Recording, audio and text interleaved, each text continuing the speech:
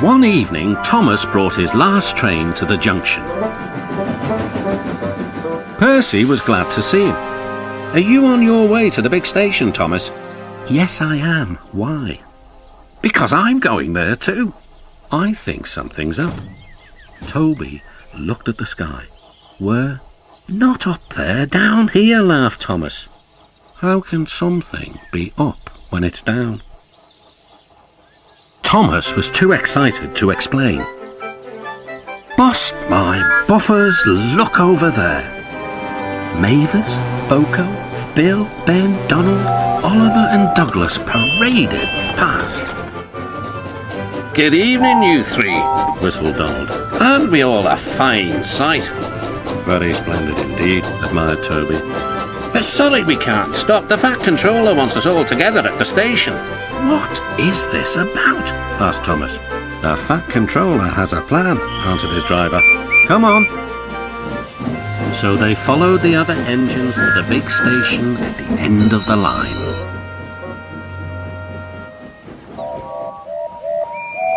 "Silent!" called the Fat Controller. "I have an important letter to read from a little girl who is 5 years old."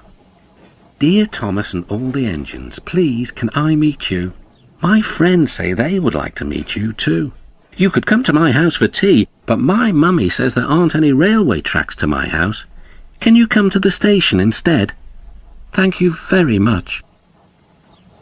"It seems," continued the Fat Controller, "that there are many girls and boys who would like to meet you. Therefore, we are all going to the big city far away." "Hooray! Hooray!" the engines whistled.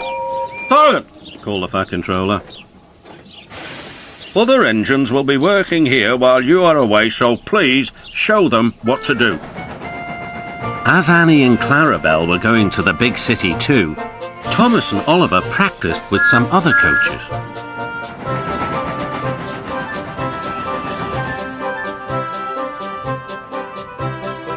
Thomas grew more and more excited.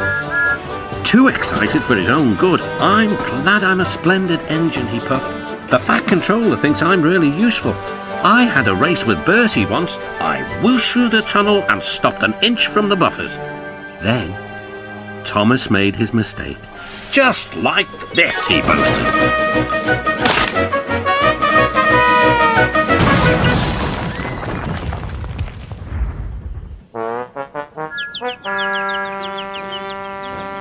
No one was hurt, but Thomas's front was badly bent. They telephoned to the Fat Controller. "I'll send up the workmen," he said. "But if they can't mend Thomas in time, we'll have to go to the big city without him." Poor Thomas. 8 o'clock next morning. The engines waited at the junction. Toby and Percy were each on a truck, and Duck had pushed them into place behind Edward. Gordon, James and Henry were waiting to lead off. They whistled impatiently. The Fat Controller looked at his watch. "I'll wait one more minute for Thomas, then we have to go."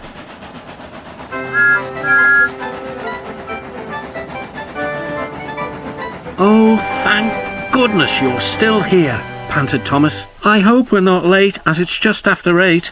The guard blew his whistle and waved his flag. The engines cheered. "Look out, big city, here we come!" And the cavalcade puffed away.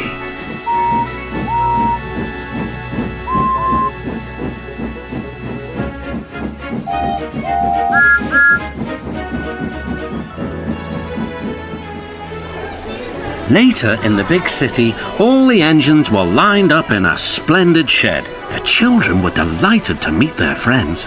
"I'm glad the little girl wrote to us," whispered Thomas to Percy. "Isn't it wonderful what happiness a letter can bring?"